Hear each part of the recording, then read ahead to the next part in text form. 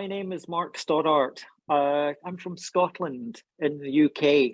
Scotland is a tiny little place in the world, but it is quite astonishing if you look into it, the amount of Scots who have developed things that we use today. It was a Scotsman that developed the television, it was a Scotsman that developed the tar macadam, it was a Scotsman that developed penicillin, a Scotsman that developed the telephone, and it goes on. So I come from quite a good area in that respect to start off from. Yes, I'm dyslexic, dyspraxic, neurodiverse, etc. And I had quite a troubled schooling.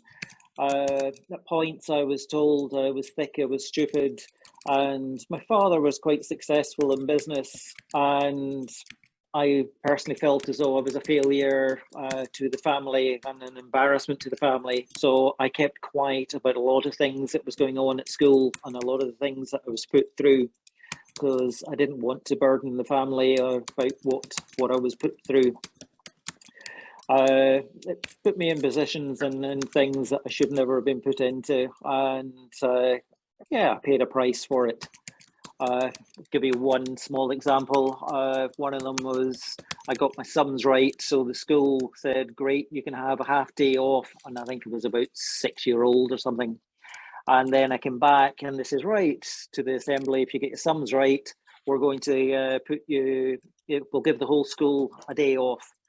Of course, I didn't get my sums right. And so they made a big white cone with a D on it, called me a dunce, and that I was thick, I was stupid, and I was put in front of the assembly and in front of the class for the whole day. Again, I just didn't say anything about any of that.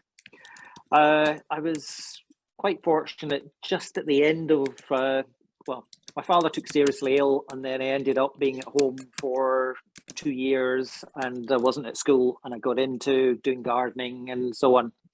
My father ended up, against all odds, getting better, and I ended up late on in my schooling, just about 16, 17, 18, I went to school down in Sussex. At that point, I had gone into a shell, and I wouldn't go on a bus, I wouldn't go on a train, I wouldn't speak to anybody, because I thought that I was a failure. And the school gave me a whole different aspect and an outlook. I started with my times tables and my alphabet and started from scratch again. And I did okay at school, but I wouldn't say I was going to go on to university or anything else at the end of it. But the most important thing, it gave me self-belief and confidence in myself. And I went and worked for my late father. He had set up a small manufacturing pharmaceutical business, and I worked for him. And then I worked for an American pharmaceutical company, and then I went and worked in advertising and marketing. And then eventually decided, my father sold the business out and I got a small amount from it. And I thought, well, might as well put my mouth where my money is, and or my money where my mouth is, and have a go at it. And so I set up my own business doing bronze sculptures. And 30 odd years later, I've done okay. That there is no part of the world that you could not mention, and somebody will have collected one of my sculptures. I was in the Philippines last year, and I was at a wedding, and a gentleman says, okay, what about the Antarctic? And I thought, gosh, you got me in that one. And I sat and thought about it, and I thought, well, yes, I have. And he says, how the heck have you done the Antarctic? I says, there was a ship that got built in Norway, and it sailed down to Southampton. I had to do a sculpture, meet the ship, and it is a ship that goes around the world and has been to the Antarctic. And it's people's private apartments, like Manhattan apartments, and it sails around the world constantly, and the clients jump on and off. And so their actual apartment had been in. And so he says, okay, you got me in that one. And I says, well, yes, I thought you'd nearly got me in it as well. So I've done pieces for The Man That Walked on the Moon. I've done a piece for Elton John. I've done a piece for Madonna. I've done a piece for the King of Saudi Arabia. There's a piece that sits in the Scottish Parliament, and it goes on and on. And I've done exhibitions around the world. Throughout the 30 years of doing what I'm doing, what I've done is I've given back usually the last piece, and if I do an edition, the last piece in it I give to different charities, and I've helped different charities all around the world throughout the 30 odd years. I've done pieces for WWF, for the local hospice. I've done it for injured jockeys. I've done it for there's endless charities that I've done them for. But when I lived down in London, I used to help the British Dyslexia Association, and then I moved back up to Scotland, and Dyslexia Scotland got in touch with me and says, "What are you doing stuff for the British Dyslexia Association when you're Scottish and you're now living in Scotland?" I thought, fair comment. So they asked me to be an ambassador for them. And so I have been for over 10 years and done various things to help them. So during lockdown, I approached Dyslexia Scotland and said, is there somebody who's maybe struggling during lockdown and struggling with life? And so they put me in touch with a chap called Angus. So I mentored him to do his sculpture. And the sculpture was done in two parts. Well, three parts. There's one, the base is granite, the next bit is done in bronze, and then I decided to go for 100% Scottish gold. Scottish gold is valued at 3 times the value of normal gold. It's very, very coveted, and the royal family love it, and Sir Sean Connery very much loved it, and people like that. So he came and I filmed it all at the foundry getting done, the bronze foundry. Then I filmed it all again, getting done at Hamilton Inch Jewellers in Edinburgh. And then the piece got revealed during the climate conference that was held in Glasgow, but it got revealed at the Scottish Parliament. I'm going to take his piece down this year in April. I've been asked to talk at the World Literacy Summit at Oxford University, and so I'm taking his piece along because it represents dyslexia. It's not my sculpture, it is his sculpture, but it helps promote Dyslexia Scotland. So I had another piece that was quite a special piece, and that was done about 2001, and it had a very interesting history. So that piece, I decided, there's a zoo in America called Cincinnati. I could sell the piece and make quite a bit of money from it, but thought, how could I do it, but not only look at money, but look at it creating awareness for dyslexia and neurodiverse issues around the world. And there was a hippo in a zoo in America, Cincinnati, and they I agreed to do a raffle with them, and so we did that, and the piece raised about 90,000, and a small percentage went to building the foundations for a school in Kenya, Rare Gem Talent School. And they had a piece of ground, but it was to get them to start building the school and also create awareness around the world. There was a lot of interest and a lot of talk, but sadly people don't like giving money to Africa. They worry about it. So it went kind of along the lines that I started it, and then I ended up quite happily so paying for the first stage of the school to be built. That took a year to do. I went out in November there and saw the existing school. They had been trying to get in touch with the Kenyan government, and sadly they weren't getting anywhere in the 10 years of them being going. And I managed to get one of the education ministers for disability involved, and then he sent one of his colleagues. Mr. Haggart is also blind, and as I say, he sent one of his colleagues along. She loves the existing school, but was seriously worried about the school. The septic tank wasn't able to cope. The size of the classrooms, the doorways weren't disabled friendly, the ramps in and the steps down, so on and so on.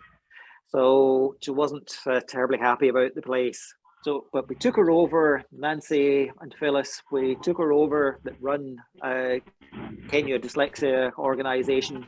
We took her over to see the new school getting built. And she's like, wow, this is something else. And she says, Nancy very kindly said, yep, it's only Mark that's funding all this. And this is, wow.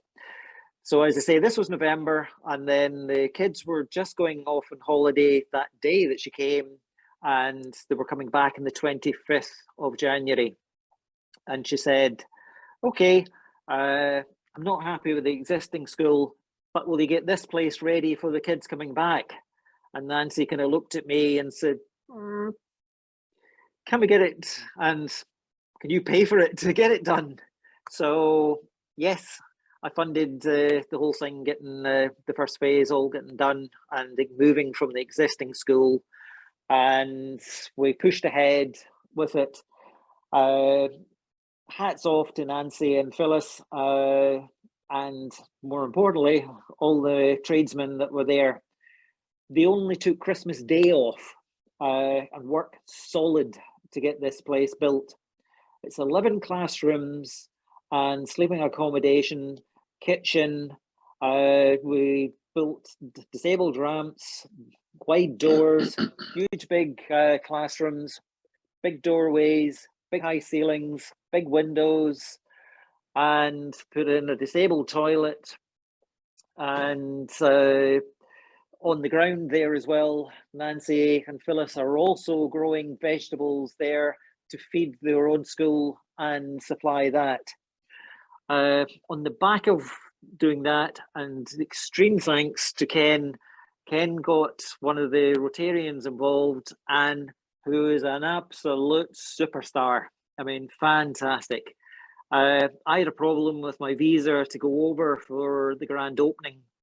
It was the same day as the kids were coming back, but there was, I felt that Nancy and Phyllis had worked hard, and it was a massive achievement, and it opens up so many avenues and doors by building the school, because it is just on a totally different level. And I thought, right, you've got to have your day and bring people along and just take a breath for a minute and say, wow, look at what we've got. And so they did. And they did a procession from the old school, walking to the new school. And then the parents came along. And as I say, Anne was there, and they did a plaque on the wall, and Anne revealed it and did a talk and cut the ribbon on my behalf. And as I say, what a superstar. And I couldn't have done it without the Rotary Club. Thank you. On the back of what we're doing with there, I'm also going out again in April, and I'm trying to see what can we do to help Kenya. Yeah, I know that's a big ask, but I'm in talks with, last October, I went out to American schools and went around schools and did some talks in America for Dyslexia Awareness Month. The Odyssey School, there's a lady, Kate McElderry, who I'm co-authoring, doing a book. That's another story. And she has helped hugely. That school is on another level altogether in teaching, and it's all research based. That it's one teacher to 2 pupils, And when a pupil comes to the school, it is, they look at it and analyze the child to exactly the way their brain works and what they require for teaching. So I don't think we're going to manage anything on that level. It is another level altogether. But we're looking at bringing Kate over to train the teachers at Rare Gem Talent School in Kenya, but also try and get the government involved. Sadly, no money again. It all seems to be coming out of my pocket, but never mind. That we'll get the government involved and see if we can set up a training for a day and train the government schools to try and identify dyslexic people and actually how to actually train the teachers to teach dyslexic, neurodiverse, dyspraxic children. Because in Kenya, you've got what, about 24% of people living below the poverty line. And the World Trade Bank classes living below the poverty line in having less than $1.99 a day. So less than $50 a month. So if you can break the cycle of people going through what I went through and being told they're stupid or thick, then that would be massive. One, if they can just live a normal life, would be great. I'm not saying that I want them to be like Richard Branson and people like that who are dyslexic, because that comes with a price. But if they can go into working for a company and they see things, they look at things in a totally different way, dyslexic, neurodiverse person, and they can be a massive asset. But on the flip side of that, if you look at America and you look at Scotland, I can't say about Africa, I don't know the statistics, but at least 50 to 60% of the people in prison in America and in Britain are dyslexic, neurodiverse, and cannot read. So if you can break that cycle, one, you'll help the poverty, two, you will help bring down crime long term, and you will actually benefit the country. So it's a big ask, but on the back of building the school, I think we can do it. But not only am I doing that, during lockdown, there's a school, well, there was a lady I got in touch with out in Bali, and I sponsored some kids to go to school in Bali and be taught. It's a little kind of center in Bali to be taught. And so I sponsored some and paid for laptops, etc. And then I thought, what can I do? So I said, right, I'll pay to buy the land, pay the architect, and build the school in Bali. So that's been a bit of a process. I was out last year in Bali. I'm due to go back out again in July. The school has been built, the first phase, and it is eco-friendly. We're trying to get it carbon neutral. We've kept the ground, we kept the coconut trees, we kept the banana trees, we kept all the vegetation, and we teach the kids to look after their environment and look after their own way. It's the exact same with the school in Kenya as well that we're doing. On the back of building the school there, they just did a training course to teach teachers and use the big theatre area that we've got in Bali. It's very much a school for the arts. As with the school in Kenya, that it's to teach the children, yes, sculpture, yes, painting, but acting, dancing, singing, and also you could look at it, architecture, doing clothing design, furniture design, and doing things like that. On the back of that, I've been approached by somebody who's built 11 schools out in India, and he has asked, could I identify a place in Delhi and look at building another school for underprivileged kids again in Delhi in India. So he's asked would I go out with him in October and also go around the 11 schools that's been built. And I've said at least probably 10%, could be higher, will be dyslexic neurodiverse that you've already got in your existing schools. Dyslexia Scotland have been following me all the way and have been a great support. And on Tuesday, tomorrow, I'm going to see Kathy to discuss one or two things. But each time I've done a laptop computer and they've put their training modules on it, and I've taken that out to Kenya and taken it out to Bali to try and help teach the teachers. So through doing art, I've managed to give back, and I can't say anything else, but I've been very, very privileged to be in a position to have been able to help people.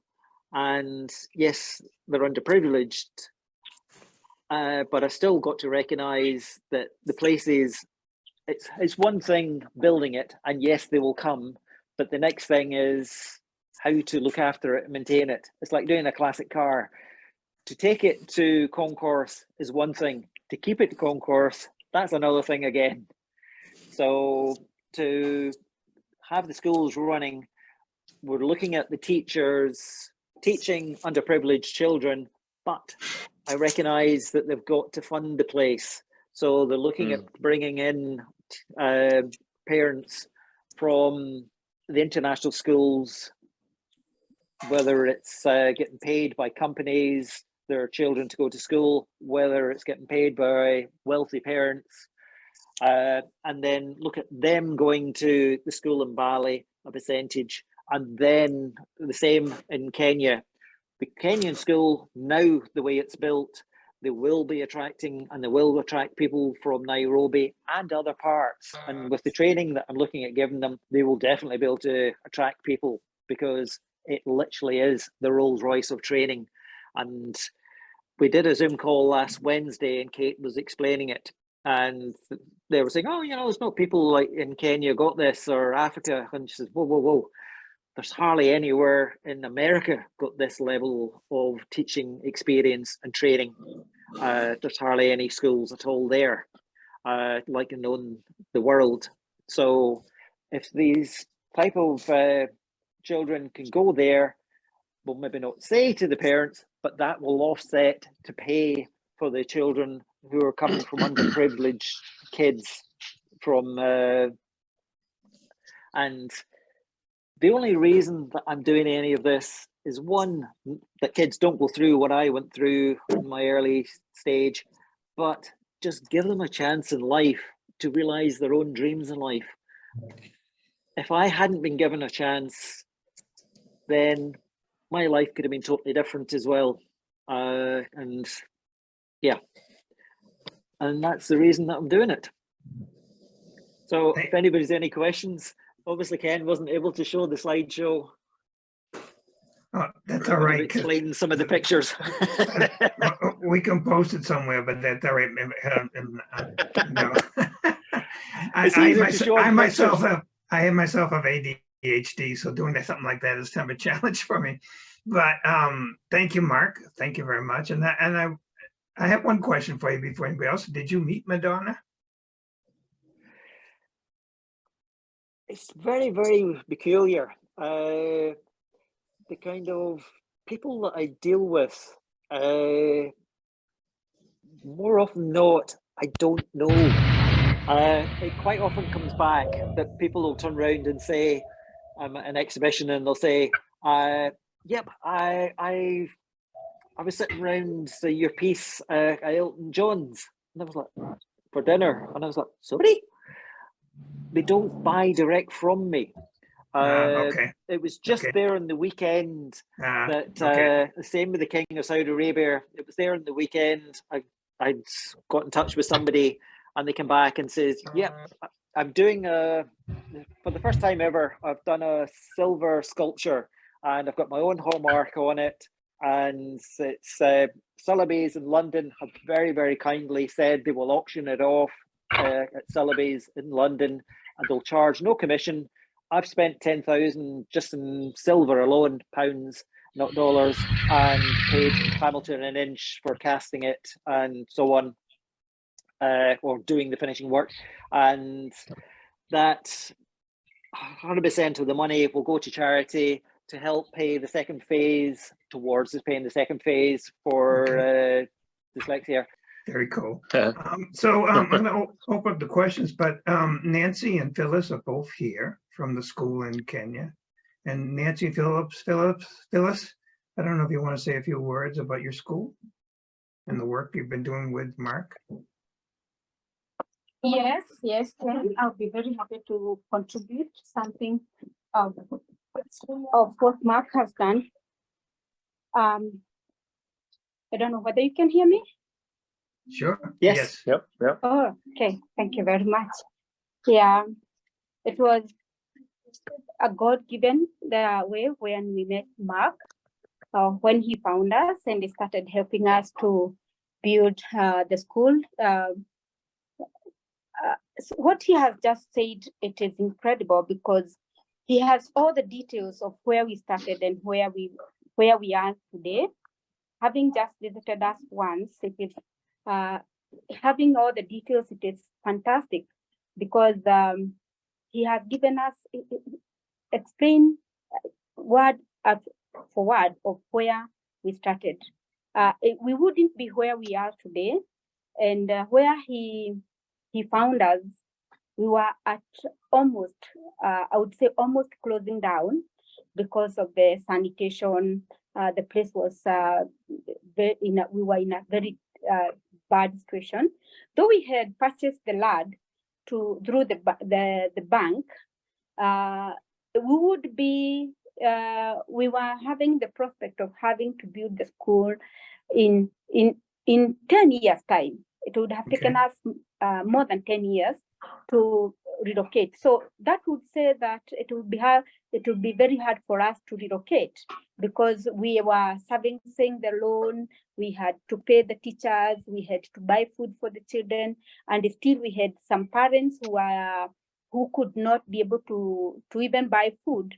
So we had, or we still have a group of parents who just bring their children because of the nature of having dyslexia, having been assessed by government in government institutions, but the institutions, they do not have a referral place. In the whole country, there is nowhere children with dyslexia would get a school. So having started the Rare Gem we were offering a solution to a problem that had existed for a long time.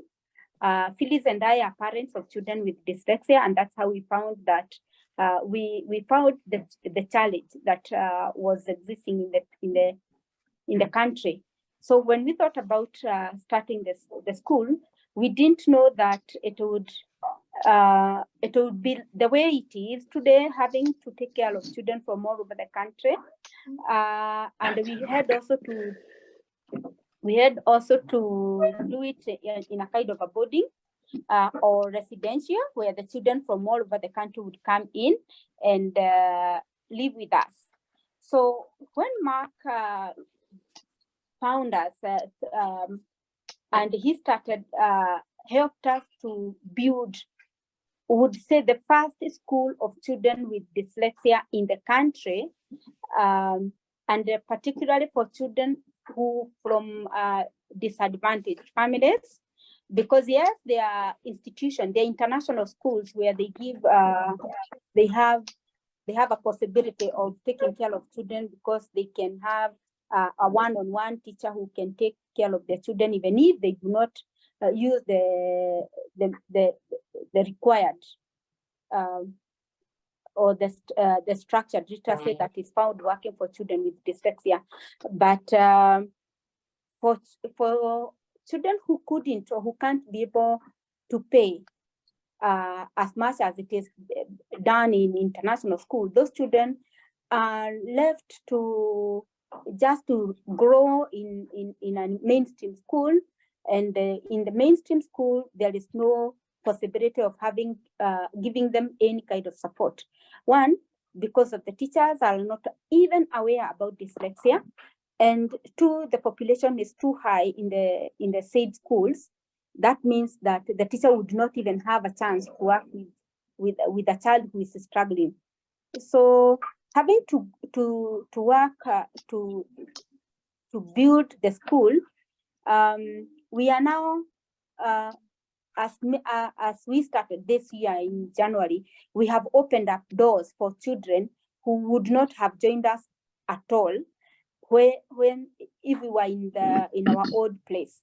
Because in our old place where we just moved in January, it was full to such a situation where we would even have children sleep on the floor using mattresses. But if we were to go on, but now the new place that we are on the ground floor, we have done the ground floor. It is big enough. There is the rooms are good. The sanitation. Okay, we still have some challenges with water, and especially right now in the country, the water shortage is very, very dire because of the long drought. But we wouldn't compare where we were and where we are today. And especially that we are in a place now where we even grow our own vegetables. So there is, I don't know how we would work without having Mark come in to help us build. And he is, the other thing he has done, which is, many maybe people would think of having to just fund the institution and they have to build, but he has also helped us training. He has talked about training of the teachers, so capacity building for the teachers, the professional development for the teachers. It is incredible because as much as we are doing what we are doing with our children with dyslexia, what we have is goodwill. What we have is big heart to hold them and to take care of them as one-on-one. But we lack the professionalism of taking care of children. That evidence, the training that is required for children with dyslexia. So that is what we are lacking. And now Mark has come in with Kate to train the teachers, which we are waiting eagerly to have the training take on. It is incredible. I don't know how many people we have in the world like Mark. And I'm also excited that he's doing the same in other countries. I know what we are going through, and if other people are going through the same, having to have somebody support and hold your hand, it is incredible. Just God sent. That's what I would say. Just God sent for us. Thank you, Nancy, and much appreciate what all of you are doing. All of you are doing for the children and for their future. Does anybody have any questions for Mark? I do, Ken. Okay. Yeah. So, Mark, that was fascinating. Thank you for that, and thank you. Hope it wasn't too Nancy much. Phillips as well. No, it was great. It was brilliant. The problem is that, I mean, I'm quite a practical guy, and I'm really curious now because you've piqued my curiosity, because I want to know what the sculptures look like. I can't expect you to explain them all to me, but tell me about the one where you finished it in Scottish gold. What exactly is it? I mean, is it abstract? Is it got, is it anatomical? What is it? Well, there we go. Sorry, just ping this off to somebody. Well, you're not missing out because Ken's not been able to share with everybody else visually, so you've not missed out. Welcome to my world, everyone. Ken didn't want to make you feel left out. Obviously, he's done it. He's done this for you. Yeah. Right. Yeah. Imagine I'm feeling it all at home now. Jeremy, and help me, Mark, on this. I mean, they're realistic. Yeah, no. I can explain they're it realistic. Quite easy. They're realistic. I can very easily explain it. What I'm known for doing is functional art. Right. And so you sit and wonder, what's functional art? I do a bronze sculpture, but quite a lot of my clients, will have to say that some of my clients have got massive places and houses all around the world, but that's another story. That I've turned them into coffee tables and dining room tables. So people have a space for a coffee table in their home, and they have a space for a dining room table in their home. So one of the reasons that I'm doing what I'm doing, well, the reason I'm doing dyslexia is because what I went through, and trying to let other people not go through what I went through and give them a chance. But one of the reasons for Kenya is way back in the kind of 80s, I used to go back and forward to Kenya, and I had a team of guys that made me hand-carved stone chess sets to my designs. And then when you did so, I went on safaris. So you'd see a hippo in a pool of water.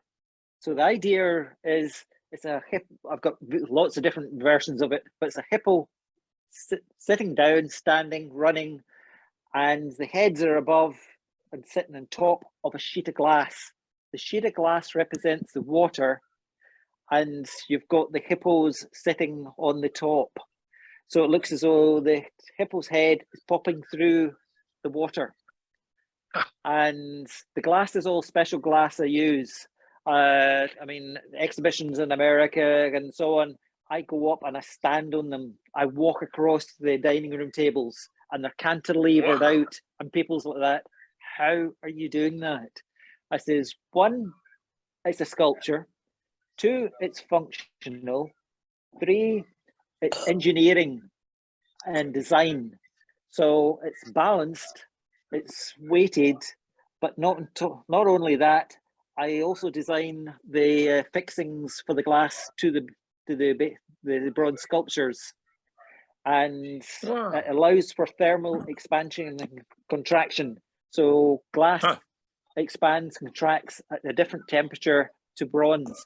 And so when I send them to places like Africa, or people say have a really, really cold room and they go in and put a big log fire on, obviously the glass and metal will expand at different temperatures and at different rates, and you've got to have big grommets.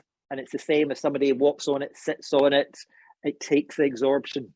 So it's engineering as well as design. And so I did like a horse swimming in the water. So I went away down to Newmarket and took photographs of horses in the therapy pool swimming in the water. A Labrador swimming in the water. Down to Surrey, took underwater photographs of Labradors swimming in the water to get the muscle structure and get the movement and so on. The Apollo, I did a piece for The Man That Walked on the Moon, and also did it for Sir Patrick Moore. Sir Patrick Moore did a program on the British television that was ran for over 50 years.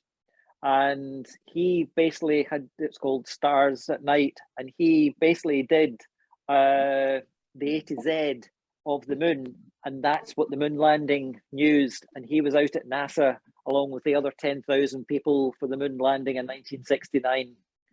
And so I went out to America and saw the training module of the lunar landing pod. So the idea with that is still a sculpture. I didn't want to make it look like a exact model.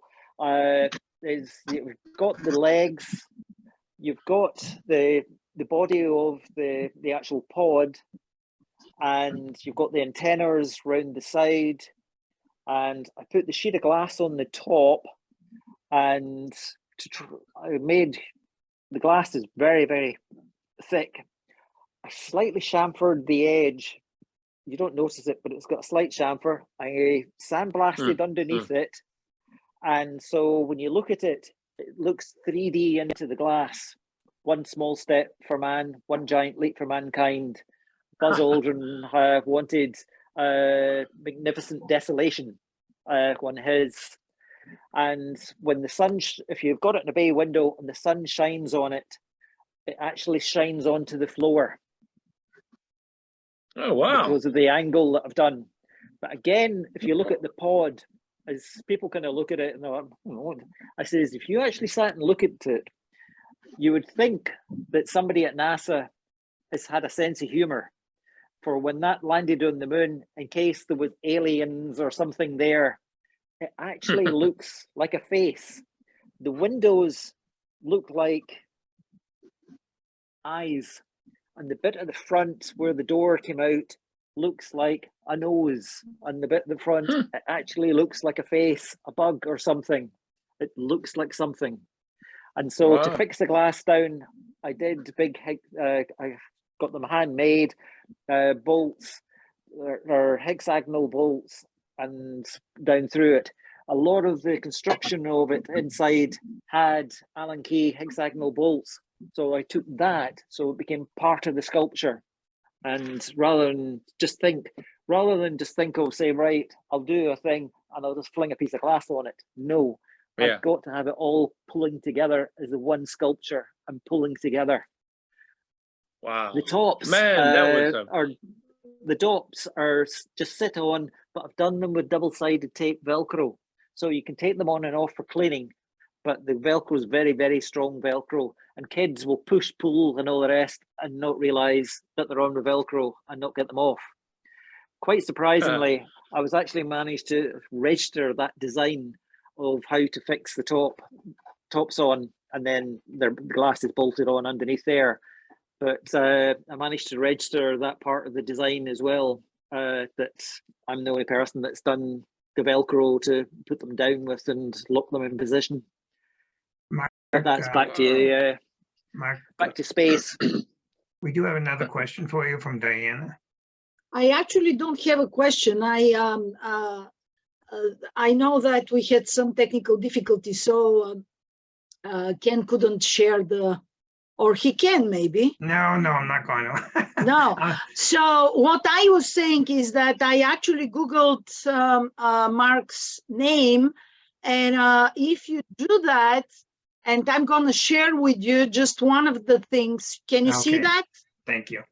Those are examples of the tables that he's doing, right?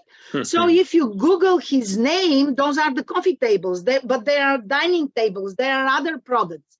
So you can go and see there are dining tables here.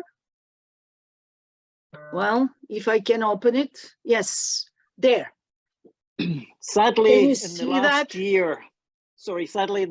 year, China has absolutely been ripping my designs off big style. They've actually been taking my photographs off my website, hence we've now got Mark Stoddart across them, and actually just lifting my photographs straight off. My lawyers have been trying to deal with it.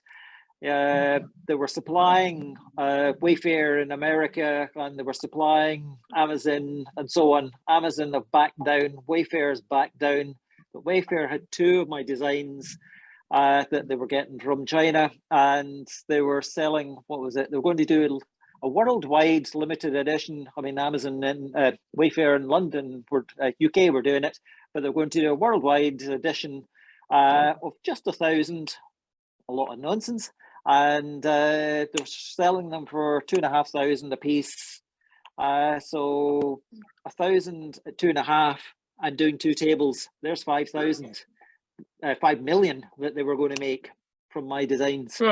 An absolute rip-off. But go back to functionality.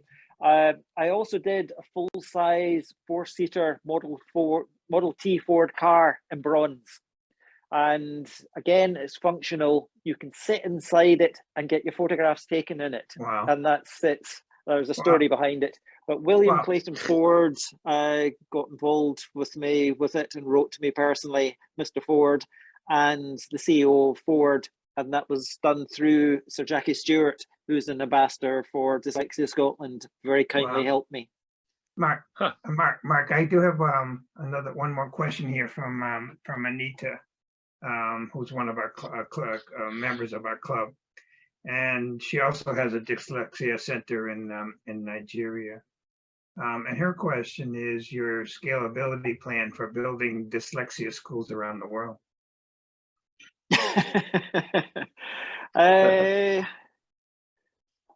one stage at a time.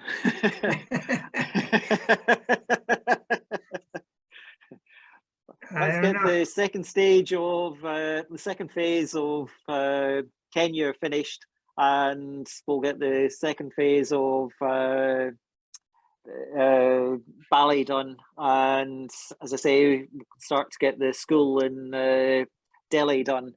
I've got another sculpture that I'm throwing back and forward in my head, and going to have a chat to Sotheby's to Sotheby's about, and I've already talked to Hamilton and Inch, and do a bespoke one of my sculptures, and see, as I say, my client base is very much a who's list, and if you see what's, I have no idea, but if you see what Jeff Coombs, and there was another, I forgot their names, in France, it was a husband and wife team, and it was about 3-4 years ago. The wife sadly passed away, and the husband had passed away quite a number of years ago. They did a hippo that was a bass, and quite astonishing. I was out at Christie's in New York, and it went for auction, and it sold for $4 million. And then there was another one of them, and it sold in Paris, and it sold for €2.5 million. So who knows? Let's, as I say, who knows? Maybe I've got something I don't realize I've got. So Sotheby's seem to be on board with me.